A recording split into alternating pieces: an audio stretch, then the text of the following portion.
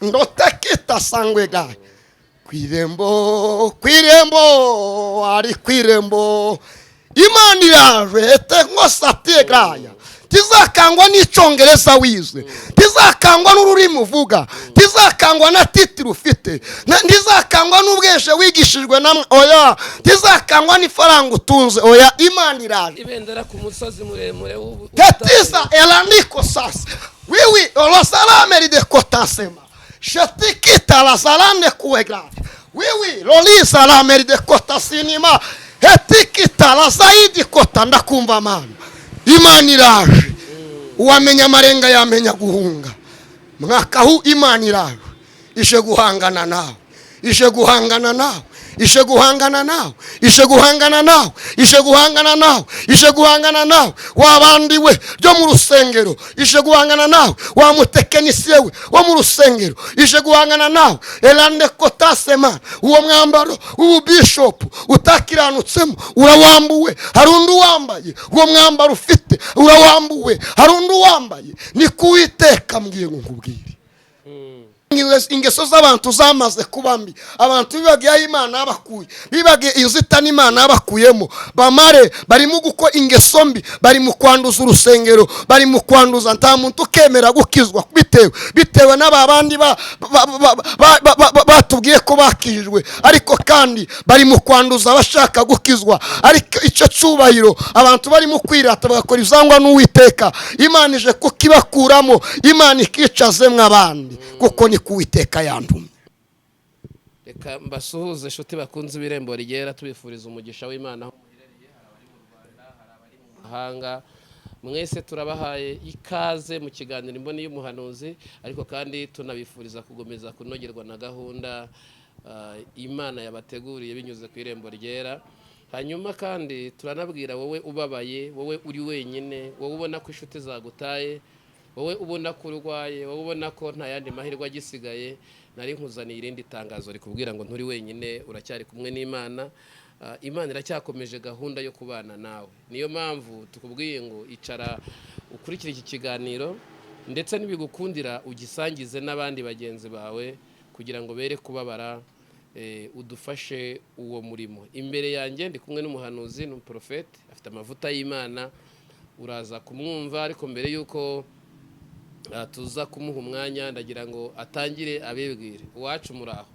Turaho turashima gitare yego turacarinzwe n'Imana ihoraho. Ugira uti ndacyarinzwe n'Imana ihoraho. Amen. Numvise uvuga urw'iwacu wabaye mu bijombo? Sinabaye mu bijongo ahubwo nabanye hafi nabo naturanye nabo mbana nabo abibijongo n'inshuti zanje ndetse n'abavyeyi banje ndabubaha cyane namweye ku mata bankamiye kila kitu chote yes barakurabira ndiyo hari ururimi mujya muvuga ngo hari urukundo najya kuvuga ngo Imana ibagasanire ibagasanire ugaba bashatse kuvuga iki? Imana ibagasanire icyo cyo nari ntaramenya kukivuga neza.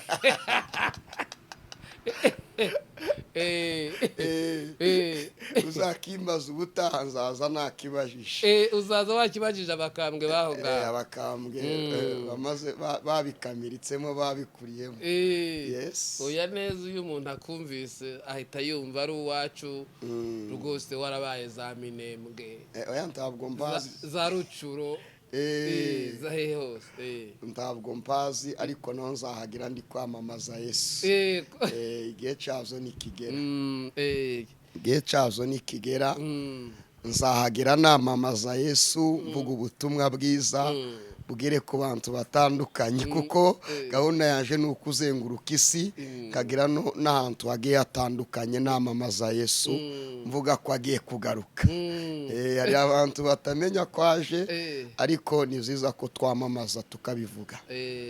Mukababwira ati rwose araje kandi ageze ku marembo. Ndiyo ageze ku marembo. Yego amazina ninde rero? Amazina yanje nitwa Daniel Tuyisenge niyo mazina yanje nzi ku izina rya Profete n'andi yandi atandukanye bitewe n'umuhamagaro wanje kubera ko uri umuhubiri. yego. Hakurya aho ngaho mu gihugu cy'abaturanyi cya Kongo ahantu wabaye ni hehe? nabaye Bukavu ahantu bita Nyantende haruguru yo kuri tere cyangwa se ku kibuga c'umupira ku kiliziya ku bantu bahazi ku kibuga hari kiliziya nabaga haruguru yaho ngaho. Wisanga aho ngaho? Nisanga aho ngaho niho nakuriye cyane muri make nuko zagenze. Wisanga uvuga ururimi rw'abantu bacu?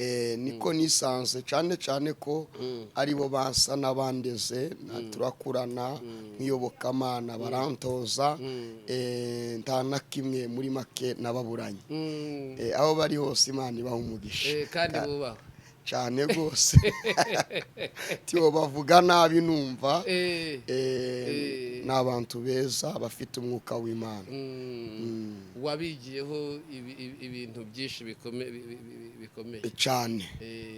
Muri bo nk'abantu ujya ukunda kwigiraho ni bande? abantu ukunda kwigiraho cyane mu bijyanye n'ivugabutumwa? Nibo nkunda kwigiraho cyane n'ubundi kuko nibo bantoje, niho nakuriye ndetse niho nuzura imbaraga z'umwuka wera. Rero mbigiraho ndetse kandi je nkunda kwegera abantu cyane mbona bamaze kumenya naje ngabisanishaho kugira ngo bampe kubwenga Imana yabahaye. Imana ihimbaye. Yego cyane rwose cyane. Turanezerewe cyane kuba turi kumwe na Prophète Emmanuel Daniel, umuntu Imana yahamagaye kandi ikoresha imirimo ikomeye. Daniel, utangira umuhamagaro wawe wawutangiye ute? Ntangira umuhamagaro wanje nakiri impano y'umwuka wera cyangwa se uduma. Nari nkiri muto cyane, nari mfite imyaka 7 ariko ku myaka 12 nibwo natangiye gukoresha uyu muhamagaro. Namaze iyo myaka yindi ndimo kwegera abantu bakuze muzumwuka Imana yari inzaniye baramfasha. Ngeze ku myaka 12 ndererwa muri iyo kanisa mare ntangira gukoresha umuhamagaro kuri iyo myaka 12. Yego. Watangiriye kuririmba? Nje natangiriye impano y'ubuhanuzi ivaho mpabwa impano yo kuhubiri y'uvuga butumwa, kuvuga ubutumwa mu ijambo ry'Imana. Nuko nkomeza kugenda kuririmba ariko zo nzamzumva ariko tibiraguka neza. Reba karirimbo kamwe waririmba kiwacu. Ntako wajyaga wibuka? Oya, ndatuzi twishi cyane ariko harako naririmba k'igiswahili ariko nubundi nako mu gitabo. Karavuga ngo na kama Elia upesi kabisa nitakavyoacha dunia, uchungu na shida za uko vitakwisha, milele nitashangilia.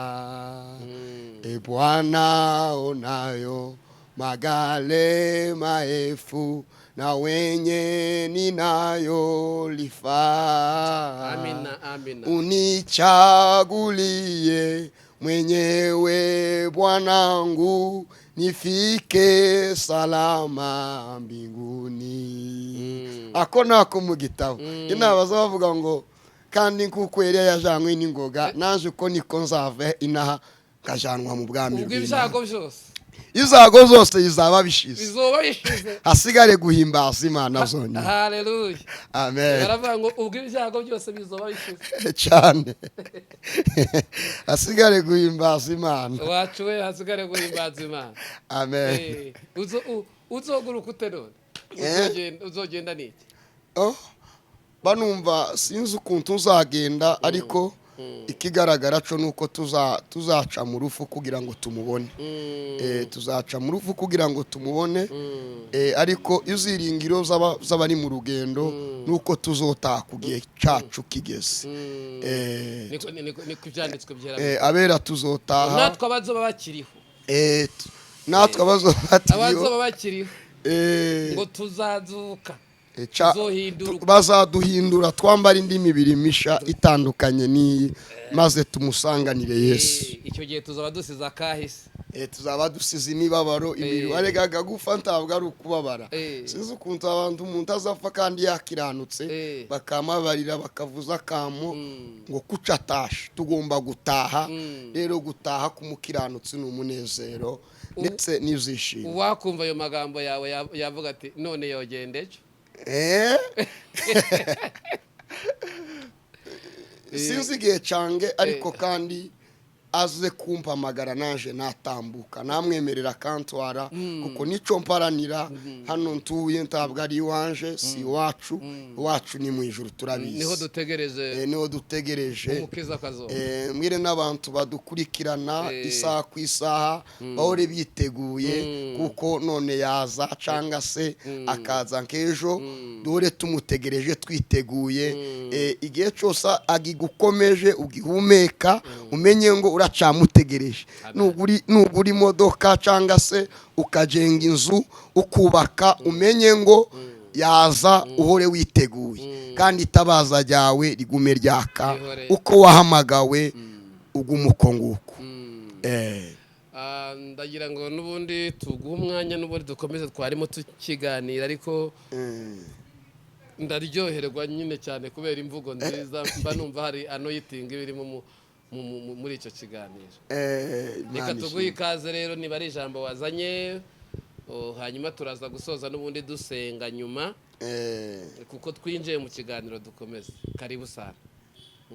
Imana ishimwe cyane rero twagize umugisha kandi kuba ngeze hano ku irembo ryera Imana ihabwa icubahiro n'Imana yantumye kandi nzanye ubuhanuzi ku irembo ryera kugira ngo bugere ku bantu batandukanye babashe gukizwa nabwo babashe gukomera babashe kumva icumwuka abwira amatorero.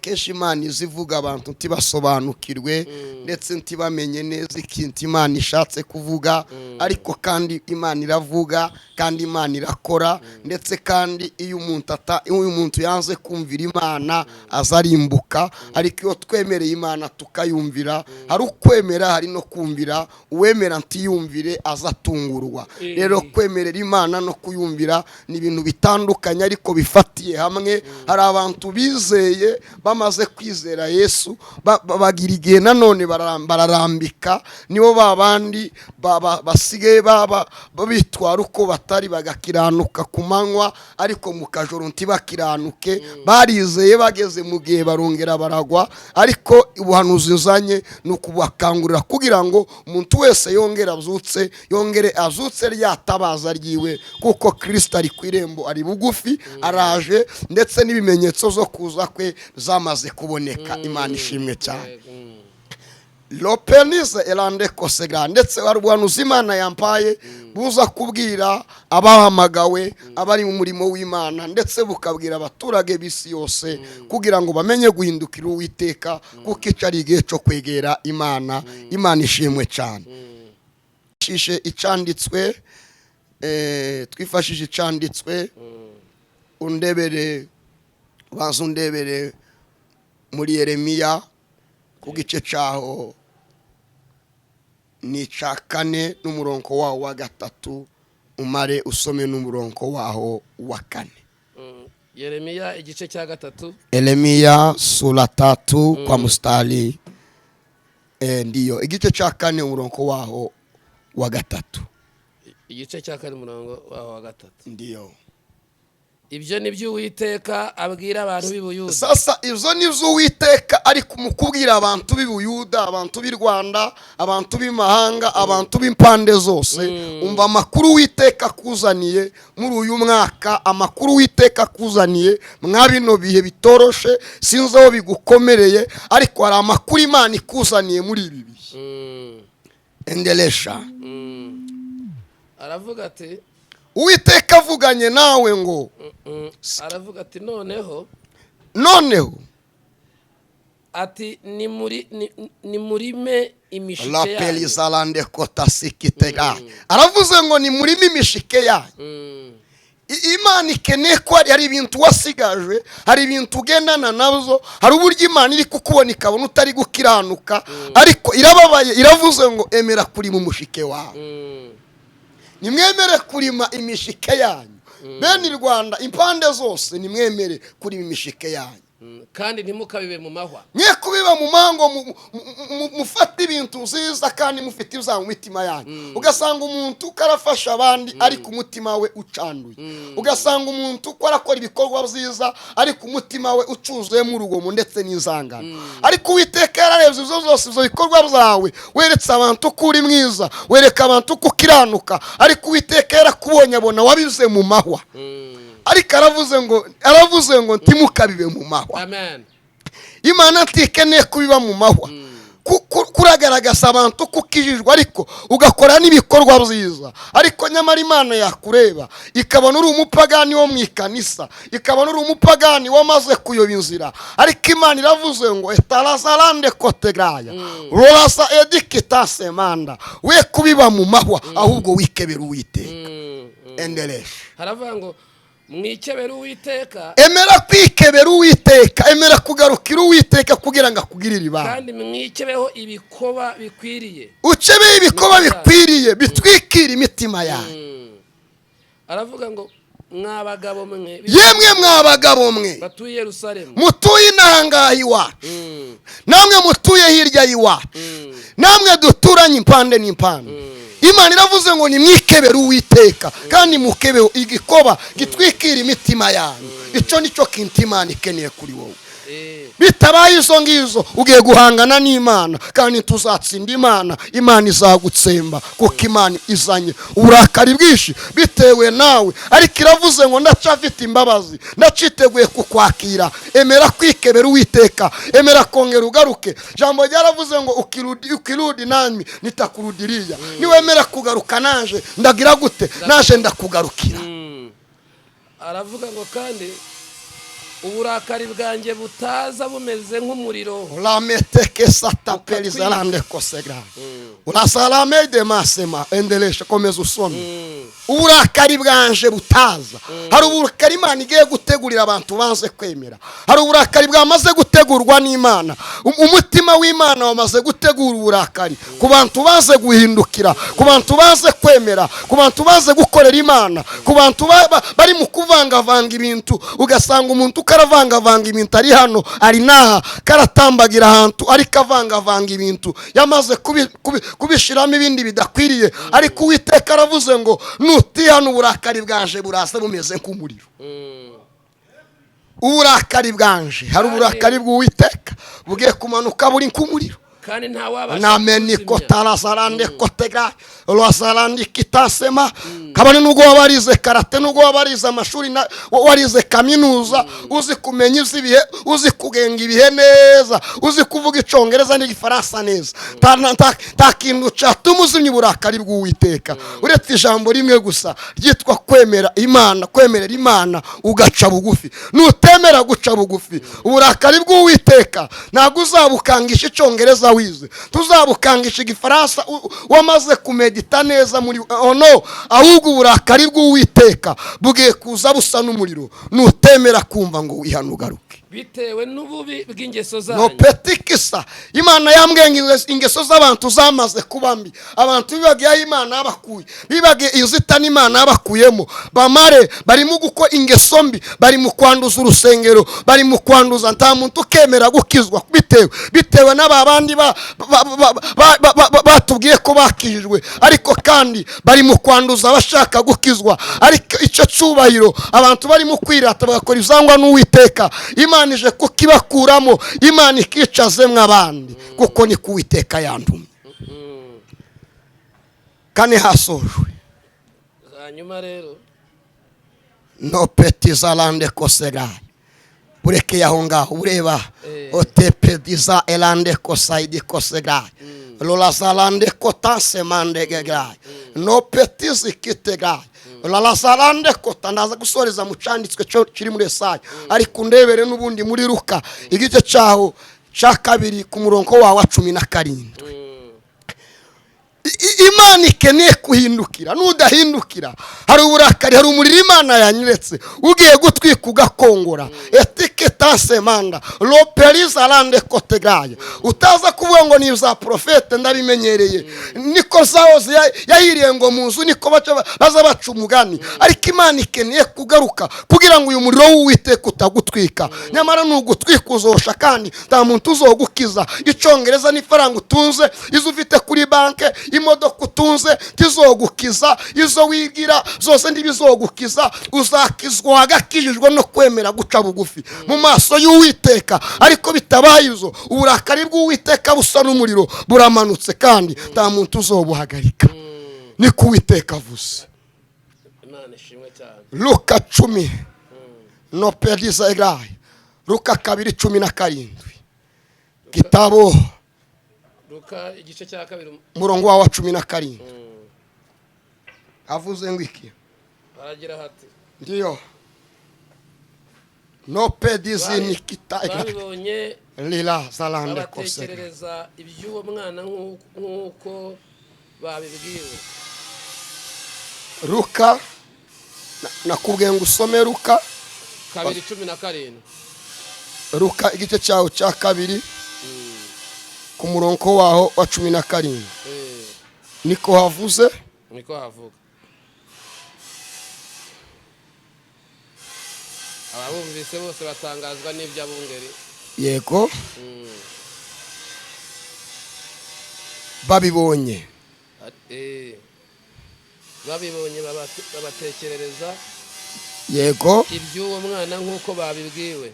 Nibyo. Komeza usome 17 nahabonye. Babumvise. Usome imirongo ugeze imirongo 3 ugeze kuri 19. Babumvise bose batangazwa n'ibyo abungeri bababwiye. Abantu batangaza n'ibyo abungeri bababwiye. Ariko Mariya abika ayo magambo. Mariya we ngo abika aya magambo yose mu mutima we, ayashira ku mutima wiwe, akajya ayatekereza. akaza yatekereza. Imana ishimwe cyane. Amen. Aya ni amagambo yabwirwaga, yavugwaga na Yesu. Ariko Mariya we yatunga ku mutima wiwe. Imana ikeneye ko abantu batunga ayo magambo bakashira ku mitima yabo, akagendana nabo mu gatondo, akagendana nabo kandi akabateza guhindukira. Igituma ijambo ry'Imana icyo ritumariye ni ukugira ngo imitima yacu ihindukire. Niyanga guhindukira none inkota segaya tuzabona akaga gakomeye cyane ndetse kurusha kambere. No pediza lande kotegaya. Reba muri Yuda igice cya mbere umurongo wawo wa 4. Ndakoresha icyanditswe cyane. Akeshi yo tuvuze icyanditswe Imana yaduhaye bibaziza kurushaho. Ahandi ndaza gusoza nsenga. Ndacari ku gisate cy'abantu biyobokamana banze guhindukira Uwiteka. Imana igiye kumanurira imbaraga z'umuriro kugira ngo babone gukora kwayo. Kuko hariho bamwe baseseye. Kuko hari abantu bamaze gusesera muri mwe. Rwihishwa kandi bano bantu baje rwihishwa bagenewe gucirwaho iteka. Ariko abo ngabo igihe cyabo kirarangiye. Baraseseye bafite amatitire agiye atandukanye, ariko igihe cyabo kirarangiye. Bafite titire zitandukanye. Arazutse, araseseye ngo ni bishop, araseseye prophet, araseseye pastor. Ariko Imana iravuze ngo igihe cyabo kirarangiye. Bagenewe kera gucirwa iteka. N'abantu batubaha Imana. Abo ni abantu batubaha Imana. Bahindura ubuntu bw'Imana yacu isoni nke. Bahindura ubuntu bw'Imana isoni nke. Ni babandi barara mu maroji kandi ari abakozi b'Imana. Ni babandi bakora izangwa n'Uwiteka kandi bafite titire ngo n'abakozi b'Imana. Abo ngabo Uwiteka nabo yantumye ngo arabazi kandi aje kurwana nabo kandi iherezo ryabo rirarangiye. Ni Uwiteka yamwi mwarivuruguse murabwirwa n'Imana mwanga kumva. Ariko Uwiteka azanye uburakari bwinshi kuri mwebwe. Mwaraseseye timwahamagawe n'Imana. Jambo ryaravuze ngo igiti cyose kitatewe kigomba gucibwa, ndetse kandi kitera imbuto naco kigomba gucibwa kigatabwa mu muriro.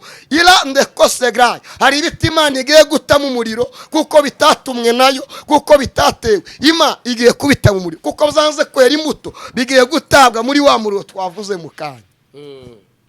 Bakihakana Yesu Kristo bamaze kwihakana Yesu Kristo. ari we wenyine databuja w'umwami wacu. Impamvu bamwihakanye ni iyi, ni ukubera ibikorwa zabo bibi, kubera imbuto zabo ari ntazo. Iyo utera imbuto wamaze guhakana Yesu Kristo, ariko iyo wese imbuto uba wemera Yesu Kristo, kuko gukizwa ntabwo ari amagambo, gukizwa ni ibikorwa. Nimba nta bikorwa ufite uzi umenya ngo ntago Kristo ari muri wowe. Aramutse ari muri wowe yaba yaraguhinduka reka ubusambanyi, yaba yaraguhinduka reka ubusinzi, yaba yaraguhinduye ukareka amatiku no kubesha n'ubusambo. Norine kotegra lasanini ketegra. Niyo mpamvu bamaze guhindura ubuntu bw'Uwiteka isoni nke. Ariko kandi etalasa lande kotegra. Namwe uyu muriro uje mugiye gusha, uyu muriro uje namwe ugiye kubatwika.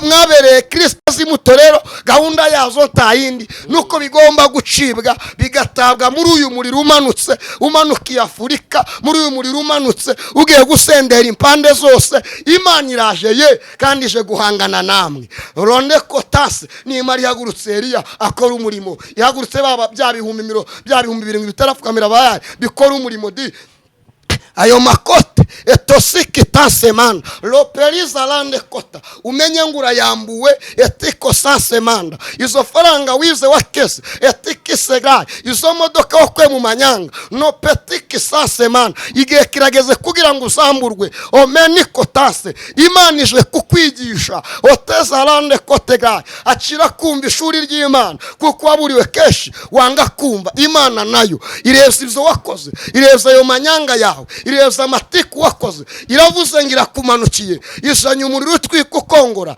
usibanganya eteketa siega lala sarande kotasini Imana. Imana ije guhangana nawe maze ndebe iyo modoka kwe mu manyanga ntabwo izakurokora. Ene kotasema izo peso, izo faranga ziri kuri konte ntizakurokora. Imana iraje kandi izanye uburakari bw'inkazi.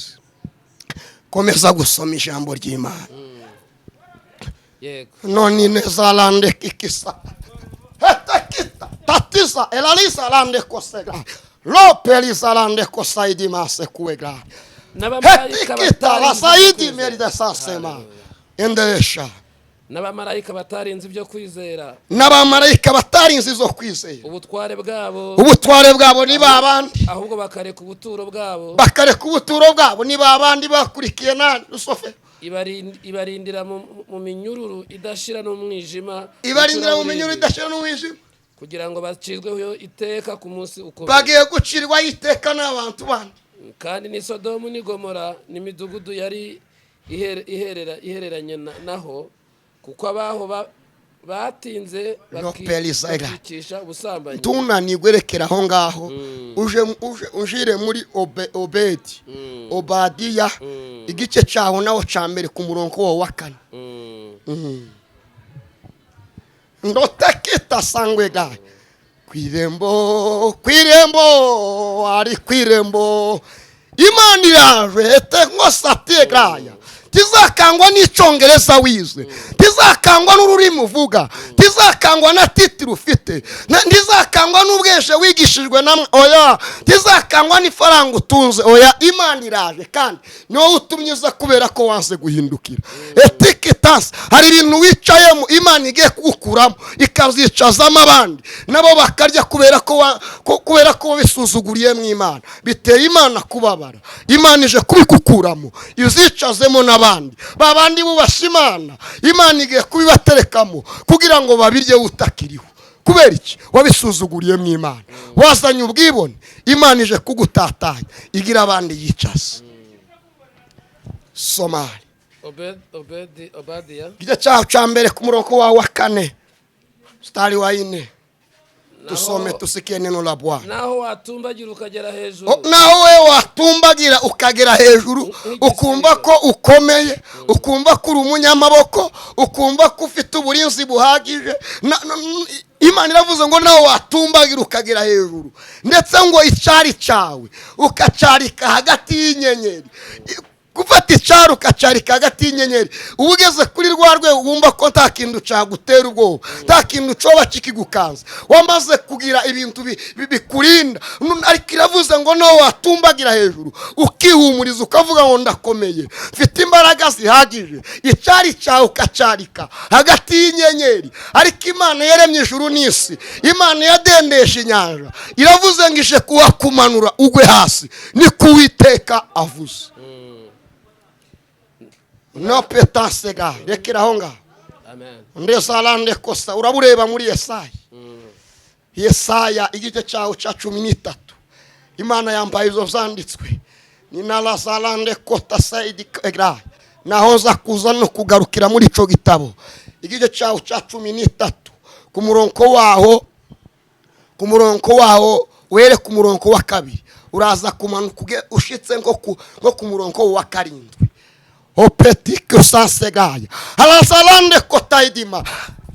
Imana ije guhangana n'amaboko yawe, ayo maboko wibwira ko ufite akomeye, Imana ije guhangana nawe. Etikita alasalande kosegaya, nawe watumbagira hejuru elasalende kotasemanda, ukurira indege ukaje mu mahanga, ugatambagira impande zitandukanye, ukagira imbwa zirinda igipangu cawe, ukagira n'abasekirite bakirinda. Ariko Imana ije kuwakumanura, niko Imana yantumye kugira ngo nawe ugwe hasi, kuko ari akanwa k'Uwiteka kabivuze. Ugiye guhangana n'ijisho ry'Imana.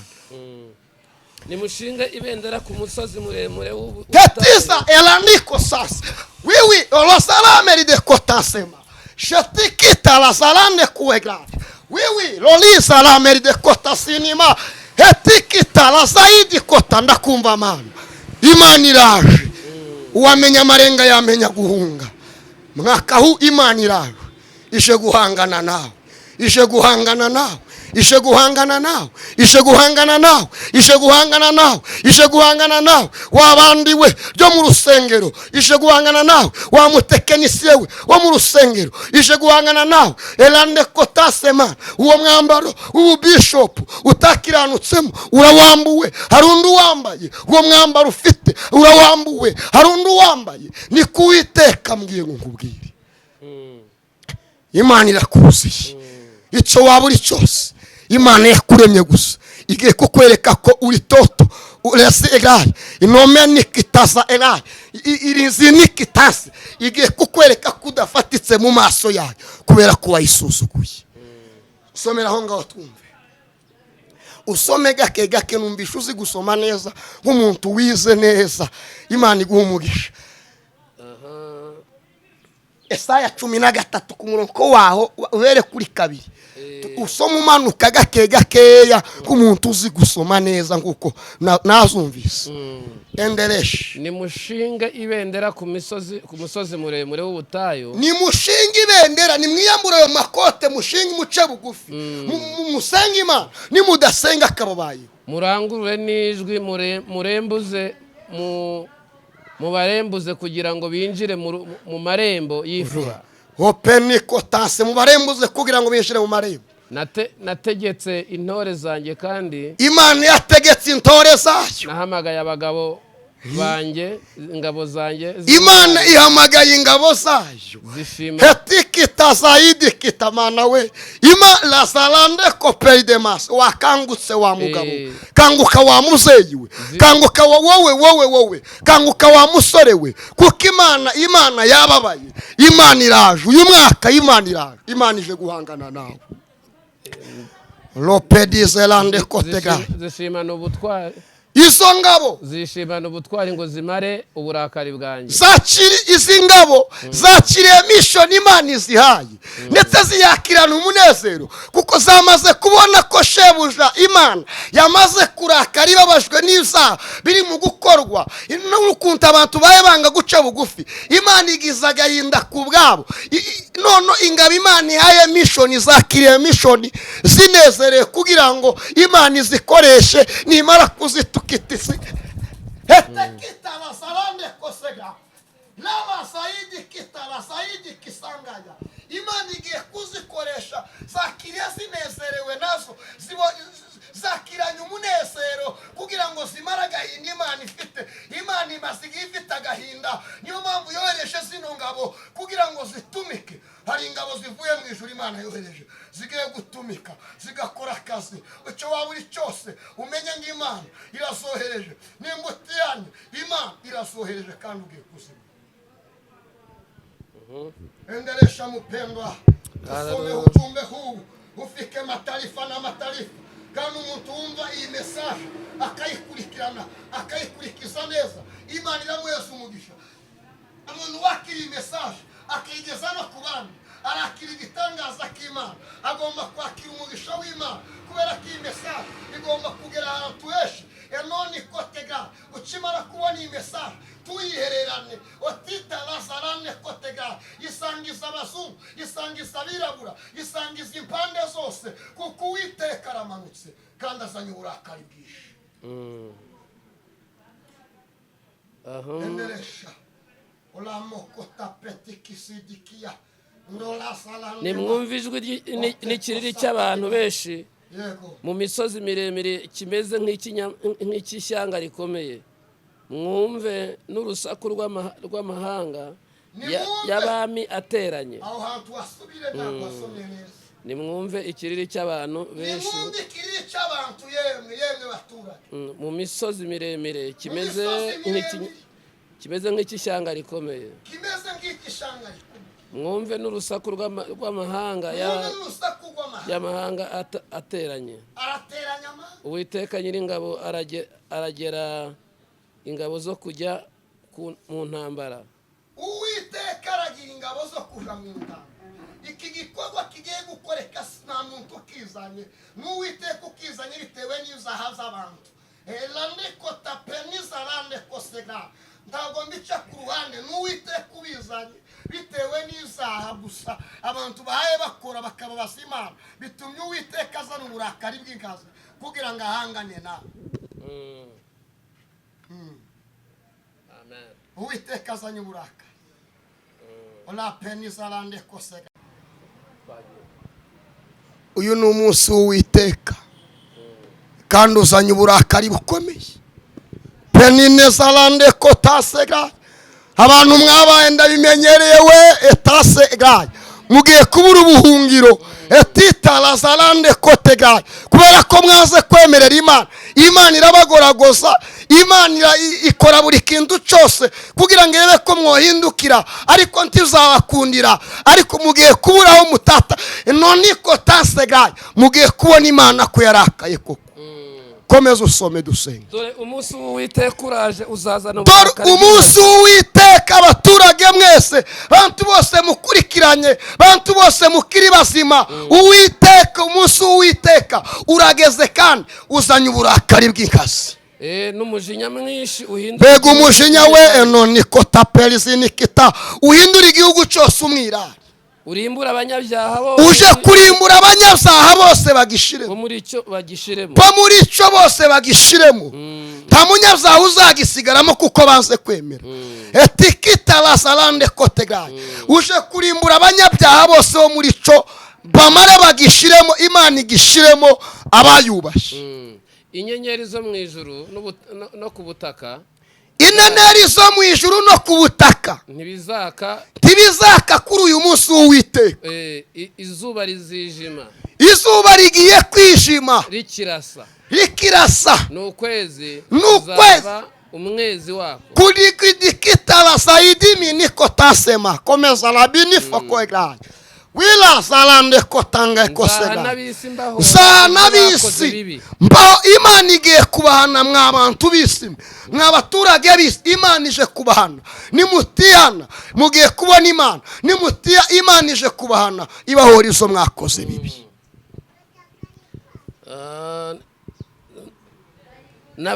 N'abanyabyaha nzabahana mbahora gukiranirwa kwa. Abanyabyaha ngiye kubahana niko Imana ivuze mbahoye gukiranirwa kwa. Nzamaraho ubwibone bw'abibone. Ubwo bwibone musigaye muri mukuzana iyo kiburi gisari baravuga ngo ni kiburi. Ubwo bwibone muhaye mufite Imana ije kubumaraho tuzibona uburibwe bwakugezeho uburibwe nibukugeraho ntabwo uzongera kwibona, uzongera kwitukuza se, uzongera kwimakiya, uzongera gukora iki? Uburibwe bukugezeho ntazi uzongera kubona kwirata, kwangana. Urwo rwangano rwateye abantu.